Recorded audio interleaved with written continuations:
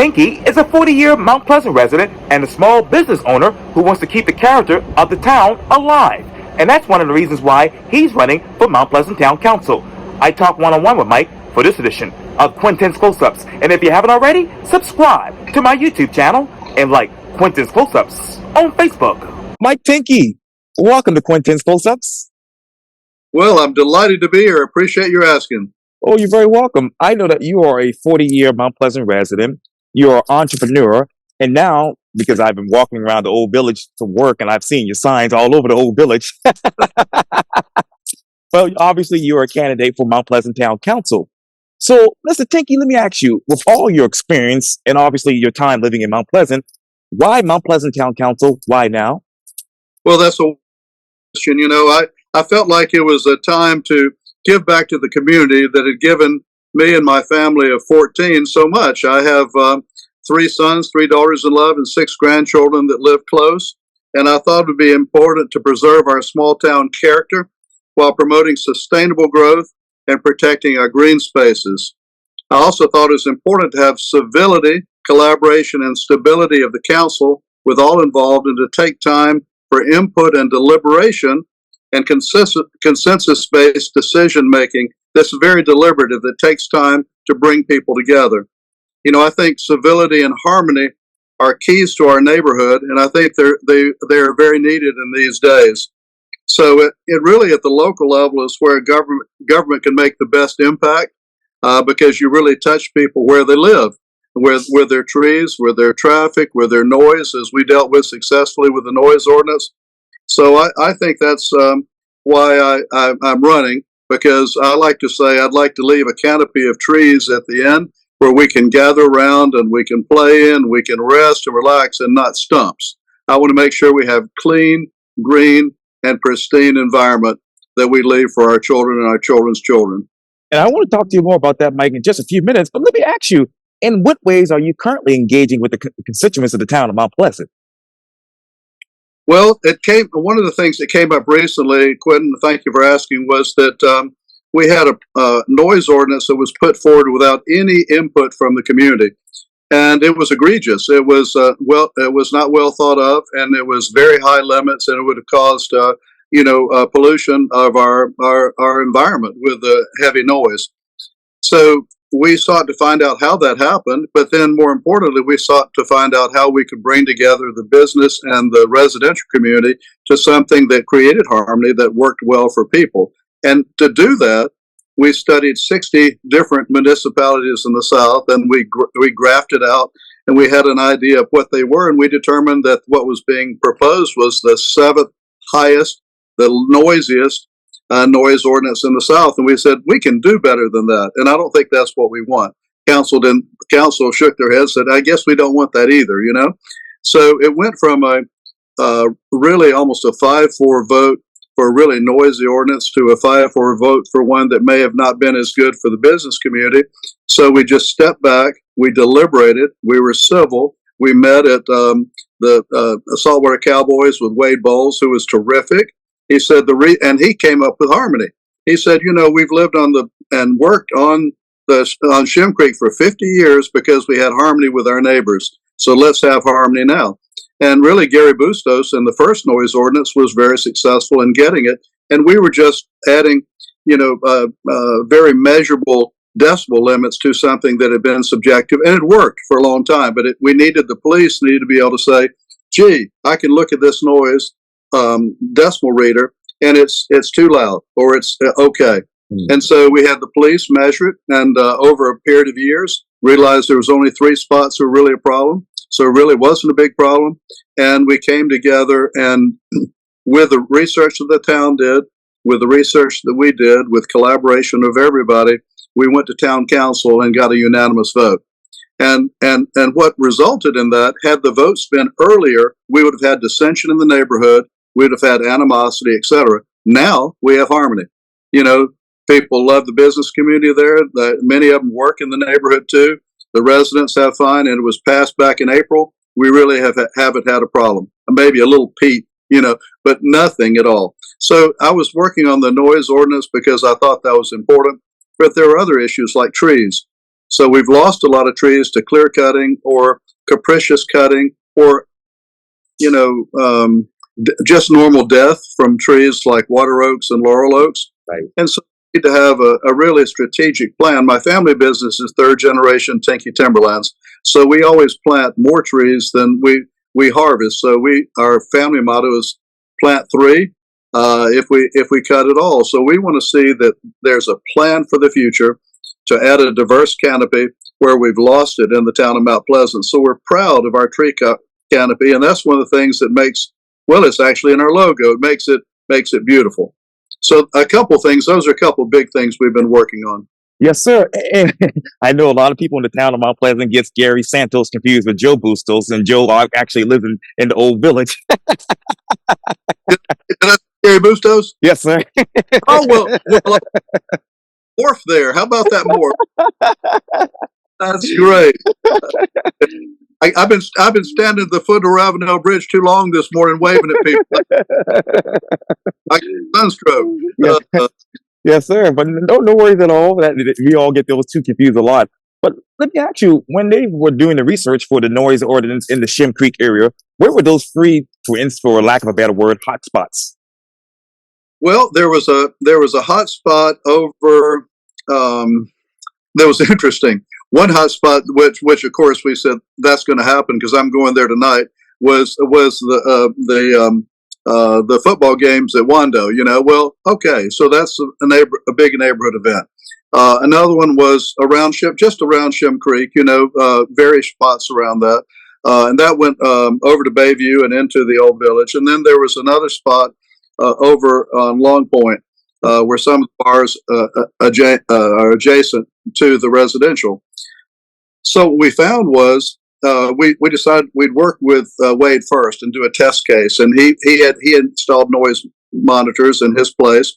He got on speed dial the people that complained, and when the music started, he'd call them and say, "How's that doing? We need to know specifically in this area how well it works." And they came to consensus. Then he said, "You know, I had these people that would bring in these huge speakers, and I bring in people who have smaller speakers when I would hire them to come do performances. I decided I would just put in my own speakers, and then I could control what happened with the bass level as well as the higher level decibel, because you could have a decibel reading that fits perfectly, but the bass level could be penetrating your soul. So, you know, you wanted to have both. So, and then he said, I'll turn my speakers back into the building instead of turning them outside to the neighborhood. Then I'll put noise buffers up." And he said, "I didn't lose a penny." He testified in front of the town council. He said that I didn't lose a dollar, not a penny. I didn't lose a dollar when I did all these things. And guess what? I've met a lot more of the neighbors. So I've sat on their porches, and I've got more harmony. So and then we did the same with the shelter. Oh yeah, right. Yeah. And they did some. And I met with Wade, with the shelter owner, and he shared his experiences because he was a new owner at the shelter. So he shared his experiences and said, "Here's how we can do it, and I think you'll find it will work well." And he did those things. So, you know, it's not that there will never be another Pete, but I mean, it's really been great. So that's the way I like to see us work together, whether it's on the noise ordinance, which is working well, whether it's a tree ordinance that we bring in all the community of arborists and horticulturalists and neighbors and business people, and come out with a really good program, because very few people just don't like trees. And so the town did a survey called Public Input Matters, and it said, really, if you've looked at it, I'm sure you have, over 70% of the people, I don't know who the other 20-30% is, but 70-80% wanted more trees, and they'd like to have the town participate in it. And those were important. I have a 2-year-old granddaughter as well as 5 others, and I've walked them all with the strollers underneath the trees with our 2 dogs. And I see that happening, you know, in all neighborhoods. And if you have the cover of trees, it just is much more pleasant. So that would be another issue. And then I think where we live, work, and play is important. We need to have more accessible paths, bike paths, walking paths, etc. And Mount Pleasant Way envisions that. It's a generational plan, but I think that if we work together, we can end up with pocket parks along those pathways, and it really helps create community if you don't have to get in the car as much. So, Mr. Mike, let me ask you, those pocket parks, where would that be exactly ideal right now in this town of Mount Pleasant? It's a great question. So we've sort of done it on our own and in our neighborhood, because at the end of the streets, they go right into the harbor. Right. So neighbors help neighbors. You know, they just help the town maintain those areas and make it more pleasant for people.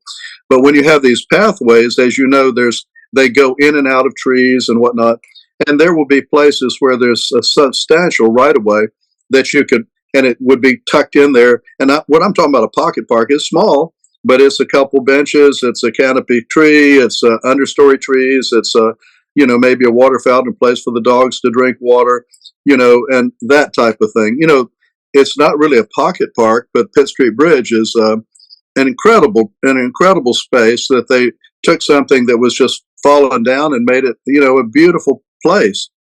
So, sometimes it's not as obvious where that place can be, but if you plan it out, and by doing geo mapping, you just take a look at every place, and then you do a crazy thing. You talk to neighbors and you say, where would y'all think this would be good, and get their buy-in. I think that's important. I found that in working with the town, the more there's deliberation. What I mean by deliberation is, there was something that happened recently, and you saw those green signs up that said "Preserve James B. Edwards Park." Right. Well-intentioned, to improve Alhambra or James B. Edwards Park. Not so much on as far as input, because really the neighbors were not asked door to door. They weren't asked. The wedding planners weren't consulted down at Alhambra. The people that utilize the park for Alhambra for events, or the people that just take their dogs. So it was important to step back and say, okay, what are we trying to do? What are we trying to achieve? And let's make sure we have buy-in and harmony when we're trying to do something that we feel is good. It's good when the people say it's good, and so we need to work together. And I'm confident that's happening now. I'm confident that's because there's a great town staff, and I think they really want to do a good work. I think they're doing excellent work, and I think the town council is doing excellent work. And I just want to be part of a stability and a continuity on big things like the comprehensive plan, right, which is critical. All the capital programs that are in that, as well as Mount Pleasant Way, which is generational. Oh, yes. And let me just jump right into it, because this ties right into it. So how many residents did the town of Mount Pleasant actually gain in 2022? Wow. Well, we're over 100,000 now. So how many we totally gained, I would have to go back and look. I can only say there was 14,000 when I moved here 40 years ago, and there's over 100,000 now. So, and I can tell you there's a lot of trees that went down in 2022 and 2023 shouldn't have. And so the statistics are important to know, and it's important to know where they're, and that relates to the plan that the town has embarked on with transportation with Stantec. Right. They're doing that. That's the same group that's doing the Tri-County transportation research. It's the kind of way you should do things. You literally count every single car. You count every single place there's an incident. You count every single place where it backs up, and you really understand where the critical points are, and then you address them from those critical points. What I thought was so exciting that I heard from the town was, as part of the transportation plan, one of the first things they're doing is hiring these special duty emergency responder vehicles that actually are almost like wreckers with a EMS on it. They will quickly go to a point of an accident.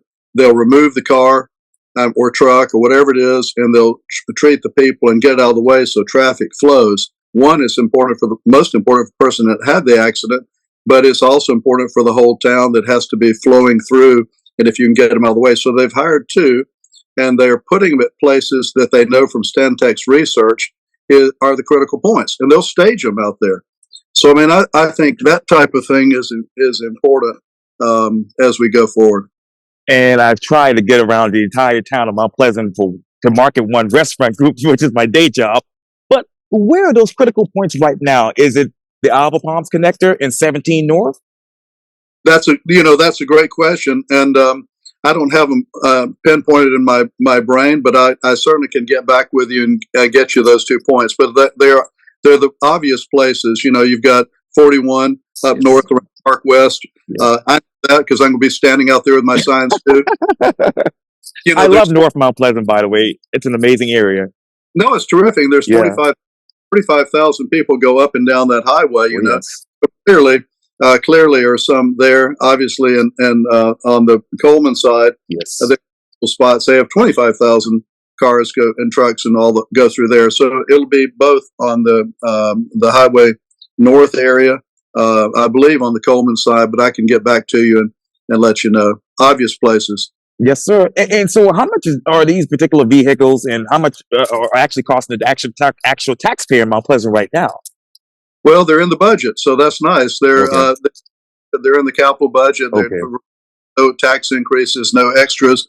The reason they thought to do that first is it takes more time to permit and build roads or improve roads. So they said, let's do something that can be very impactful, and it really saves time, effort, and money to have these type of vehicles available as they outline as they go forward with the other road projects. Now, you talk about those other road projects. So, how many more vehicles do they need for these critical points that you just mentioned? That's a great question. I think what research will tell them, they'll deploy these. We'll see how well they work, I'm sure. And they'll research that just like they did the noise ordinance. What were the problems? What weren't the problems? How did it get abated? How did it not get abated? And then that will allow them to determine the next phase. I'm sure it'll be based on research where they put the next one. And I want to go back to that noise ordinance for just a second, Mr. Mike. Do you know how many noise buffers are in and around the Shin Creek area currently? You know, all I can tell you is since we put in the ordinance, it's been working well. And I'm talking about if you know where you go out to Geechee Docks, right? Yeah. So we sat on the deck of that home, and we sat there with Wade. And so you can almost reach out and touch saltwater cowboys, you know, Right. and know each other. And so the closest houses there, those 4 or 5 groups of neighbors all sat together, and there really hasn't been a problem other maybe one time this fall, and it was quickly taken care of. So I think the people got the message. I'm interested. The new RBs is open, but I haven't really heard any issue from there. It doesn't. If they're having live music, it must be indoors. We had some problems with some other ones on the creek, but they listened and learned, and they realized that it's a reasonable ordinance. So we compromised some. So we went a little later on the weekends because we recognized that's where they have to make their money, you know. And people understood it, and if they keep the decibel levels down, then quite frankly, it may be entertaining to the people, you know, that's listening to it at a reasonable level, you know. Yeah. So let me ask you this, Dan. What is the current base level for these decimals? You know, I will send you the ordinance. Okay. But it's basically, let me see if I have it right here. A lot of times I have it right at my fingertips. You know, it's 60 during the day and 55 at night. Wow. But that's from the receiving property. So for example, you can get right up to saltwater cowboys, let's say, and it could be 65. But if you walk back down the Geechee Dock, it's 55 because it's from the receiving property line. So that's the other thing we changed because it's really noises in the ear of the receiver, you know. So you want to do it from where they may find it a problem. So it's 60 and 55, and it goes a little later on the weekend, 9 o'clock during the week. And go ahead. Oh no, you're fine. And I didn't even think about Long Point Road back that way. But what are those base levels there? No, it's the same there, but it's not for. I think what happens is you may be thinking about the port. Oh yeah. But there hadn't been any real issues there. It may be noise down there, but there hasn't been an issue. It's an industrial area, you know. Right. Where it was, there were some brew pubs on the left as you go down there, tucked back in behind some warehouses and whatnot, and they just had to turn their speakers around, put some buffers up, not have a party right on the property line of the neighbor. Just good common courtesy, Yeah, yeah, absolutely. You talk about those neighbors. Let me talk to you about obviously demographics in the town of Mount Pleasant. So, what is the top demographic right now in the town of Mount Pleasant in your mind? Well, you'd have to define what top means. Is it Caucasian? Is it African American? It's a mix. In Okay. fact, just talking to the Askew family Oh uh, yes. recently, and they asked me that question. So I actually decided to do something. I asked somebody that knew better than I did. So Okay. I asked the livability, and I got all those statistics, and it's a breakdown by year, by generation, Mm, etc. And uh, and then of course you have to count the settlement communities, even though they yeah. might not count it in Mount Pleasant. You clearly have to count the settlement communities, which are precious to the area. Um, so you have a mix, and there's been some shifting, as you know. Um, and there's a mix of age, So, for example, down by the old village, it tends to. I think I'm 15 and a half till I look in the mirror or look, and then I realize I'm not. Um, so, and then it tends to go younger towards the northern areas. So it just each area has slightly different demographics. I don't know if I'm answering your question well. Oh, no Um, worries. It leads me actually to my next question because, as you know, I'm born and raised here in Charleston. You've been in Mount Pleasant for 40 years. So, what is that historical population trend that you look at when it comes to the town of Mount Pleasant? well, I think it's important and it's precious to keep the character that we have, and so I think the settlement communities are critical. Whether it's 6 miles, whether it's 10 mile, whether it's the Snowden community, whatever else is critical. It's part of our history. Quite frankly, a lot of people do well to live in a settlement community and live and work and have your family all around them. I was blessed when I lived in Alabama that happened. I had my whole family, my two grandparents, my aunt, uncles, our parents, and we all lived in a little area, and so that's how so much of the world lives. And so I think if we can create community, however that community sounds like to the people involved, where people live, work, and connect and play together, it's important. But I think keeping the African American culture is critical to us. And yeah, I tell you, if I want to do church, I know where to do church. I just know where to do church. And one of the things I did with my one of my sons was we would go to different churches. We'd do church hopping all over. We'd go in the country. We'd go to High Episcopal. We'd go to Catholic. We'd go to the country AME. And I tell you, we we went to a church on Father's Day one time a few years ago, and I won't say the church what it was, but I didn't feel like we had to have a second service that day because we didn't really have church. And so we went, I think we went to an African American church in Mount Pleasant, and we did church. And so I think it's important to keep that character. And downtown and Charleston, we're talking about Mount Pleasant now, perhaps, but downtown in Charleston, it's the same way. And it also has to do with the arts. What happens when the prices of everything goes up so much? The artists that provide a lot of the things that are so precious to us go away. So I'm glad we've got the School of the Building Arts. Now it's hiring tradespeople to do it. My godson's going there and learning how to do timber framing. I think it's wonderful. But we have to have a place where the artist community can thrive, because that's part of the heart of the community too. Where exactly is land for a state-of-the-art Mount Pleasant arts facility? I don't know that arts facility. It's just, and unfortunately, when I travel all over the world, it's on the margins where a lot of people don't want to live, and then they create this wonderful environment that everybody wants to live there. So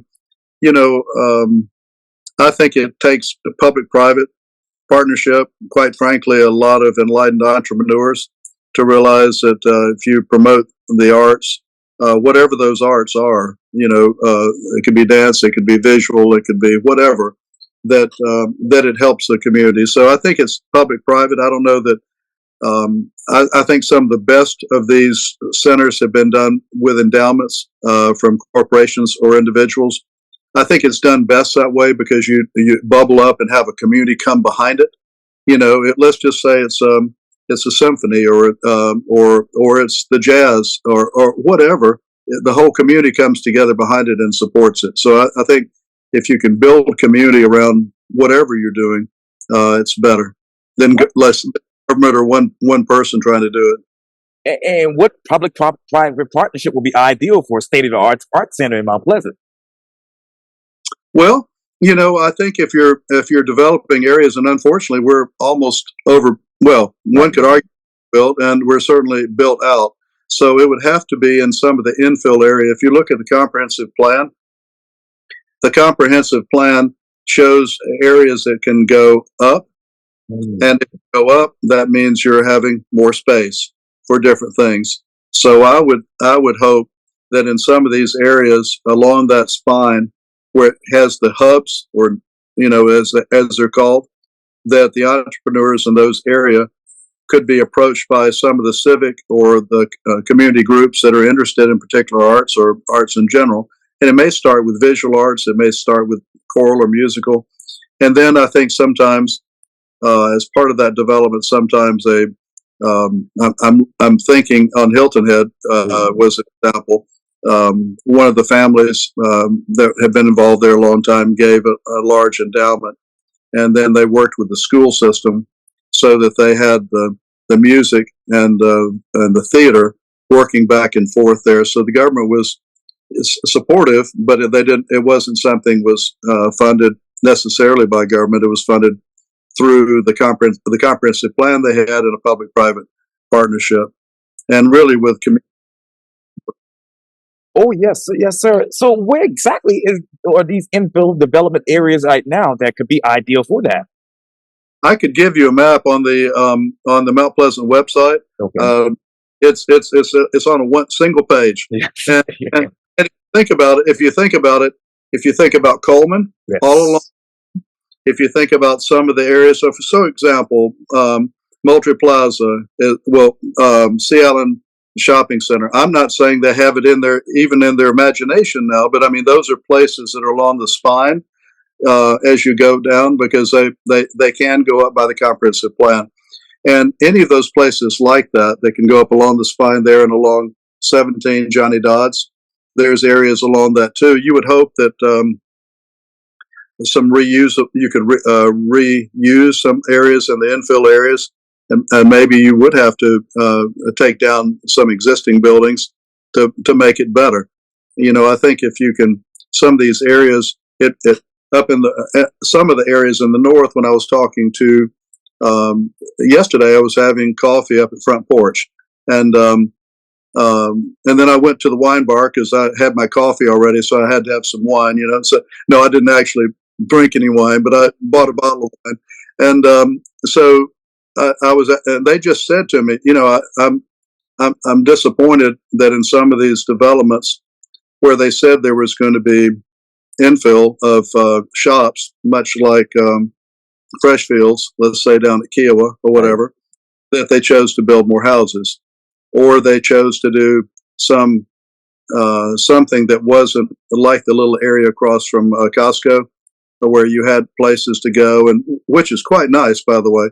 But you needed more of that. So I think it's just part of it is the community also supporting it, saying this is what they need and try to push for it. But then at the end of the day, who owns the property and what the zoning is dictates where it goes. So I think it has to be intentional, and that's why we have a comprehensive plan. It's a good one, I think. It's generational.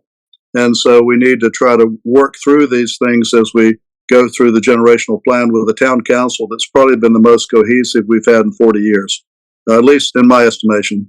Yeah. And I know most of them from my time doing Quintin's close-ups. But let me ask you, Mr. Mike, how many homes have been built at a fairly consistent rate in the town of Mount Pleasant? Wow, you're I'll answer it a different way.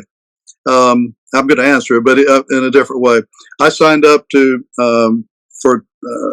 file for town council 3 days before the deadline because I wasn't planning on doing it, hadn't even thought about it, you know. So one of my good friends tells me right now I'm getting information fed to me out of a fire hydrant because I'm trying to get as much knowledge as I can. Sure. So some areas I'm quite knowledgeable on, some I'm not so knowledgeable on. But what I can tell you is I'll become knowledgeable. I think some of them, some of the developments were the reason why we had a moratorium a while back because they got built too fast with not the same oversight and control that they would have needed that's in place now. And so, and a lot of trees went down. Sometimes you have to because of the type of building. But in other cases, I think I look back to Hilton Head too. I've noticed they built a lot of houses and they didn't clear out all the trees, you know. So it's a matter of how you build. I think we haven't met the for multifamily. We haven't even met the cap yet, and so quite a few have been built. But quite frankly, it's just about built out, as you know from talking to everybody. And you can answer the question better than I could, I'm sure. But I'll become more knowledgeable on it for sure. Oh, no worries, no worries. Let me ask you this, Dan. How many single-family homes do you have in the town of Mount Pleasant versus multifamily homes? I don't know the answer, and I apologize for that. No worries. I don't answer as far as what that number is. Again, I've been meeting with the real estate groups. I've been meeting with the home builders. I've been meeting with the town just to try to understand the needs of both. You know, what the public comment was that what we're looking to have built and the preference of building is basically homes built around a little park area. And that's the preferred look and feel that people want, you know, small, 2-story, again, with sort of the amenities on the inside, much like living around James B. Edwards Park. Think about that. That's the type of feel that then Ion, whether you like Ion or love Ion, you've got those parks scattered throughout it. And I think that makes it more livable. And so I think people are looking for that scale, and they're looking for not only for their single family homes, but their multifamily homes as well. Well, let me ask you this, Mr. Mike, Dan. What's more important for the town of Mount Pleasant? Is it building new homes, and as I'm looking at some right here, on commercial space, or rehabbing, expanding, and better utilizing those existing homes?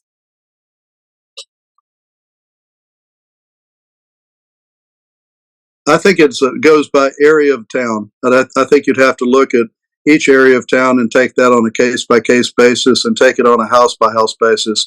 I know my wife was chair of the Historic District Preservation Commission, and so they would look at it at house by house. A lot of it would be by the age, the history, etc. They'd also look at it at hardship issues in some cases as to what needed to be done.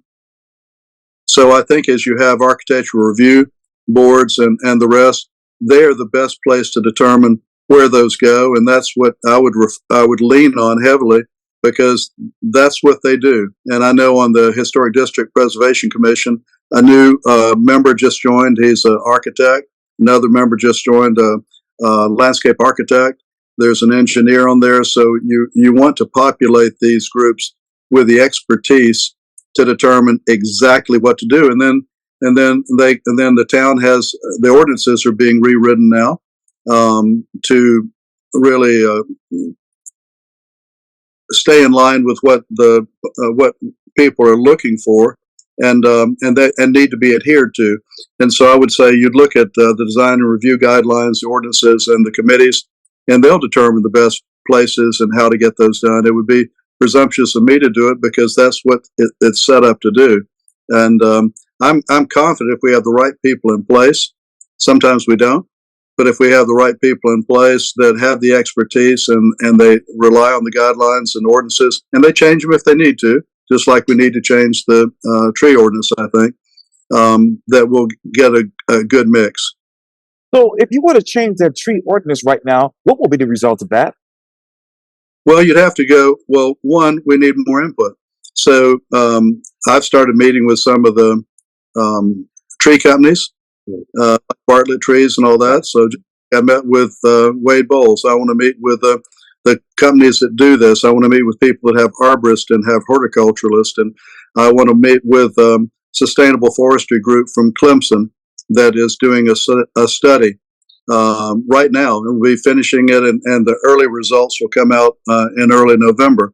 And I want to see what the results of their surveys were, what their cruises of the trees were in town, what trees are there, what trees aren't there. It's much like when I manage a forest now. If I don't know what's in the forest, I can't manage the forest. If I don't know what the age of the trees are, I can't determine. If I don't know the types of trees, if I don't know the propensity to disease, if I don't know these things, which are pretty cut and dry, but if I don't have a count of the trees, if I don't know where all the grand trees are, if I don't look at the fact that longleaf pine covered 90 million acres at one time, and we've cut them all down and decided that every pine tree is a bad tree. Well, maybe not. Maybe there's a few grand trees that are longleaf pine. Out of 100 trees, maybe one's worthy of being a grand tree. So we don't just cut them all. But we look at that very carefully. And I think I'm so excited that the town paid for this and got funding to do this urban forestry program. So I can't wait to look at that and dive into it, whether I get elected or not. I will be diving into it. The Green Committee right now is taking it. And so I'm excited. The quality of the people on the Green Committee are superior. It's just phenomenal. It's exciting. And they're actually listening to that research right now. And so, for example, the general manager of Boone Hall's on there, and he manages their forest, and he manages a small longleaf pine preservation area. Well, golly, I think he's a pretty good person to talk to. So we'd get all this input, and we'd just be deliberative about it. We wouldn't rush to it. We'd determine what size needs to be protected, what size don't need to be protected, how you protect a zone around a tree appropriately when there's construction. Is what we have in place appropriate? In our Take Root program, that's part of the tree ordinance. Not part of the tree ordinance, but part of the program. We decide how education is best done in the schools to help people understand trees. But I think the tree ordinance will be deliberative, and it'll be very good. I think we'll get a good result. But I also think we need to be proactive in having a strategic plan. And much like I do with my company, I'm planting trees for my grandchildren. I want to know what we're planting for our grandchildren. We may never see them, but somebody's going to see them someday and say, well, Quintin and Mike talked about that, and they planted some trees, and boy, we love them, Yes, sir. And I wish I had more time. Zoom is giving me less than a minute, Mike, but I want to say that I like Mike, not politically. I'm still thinking about those. You can do that too. I live in North Charleston, see? But no! Yes, sir. We just moved there in April. But this was a great interview, and I hope to get the mayor of Mount Pleasant and all these other officials on to talk about the tree ordinance and other issues as well. And if you're elected, I would like to get you back on Quintin's Close-Ups. But for now, Mike Tinkey, thank you for your time here on Quintin's Close-Ups. Thank you very much. I appreciate your work. Take care now. Bye-bye. Likewise.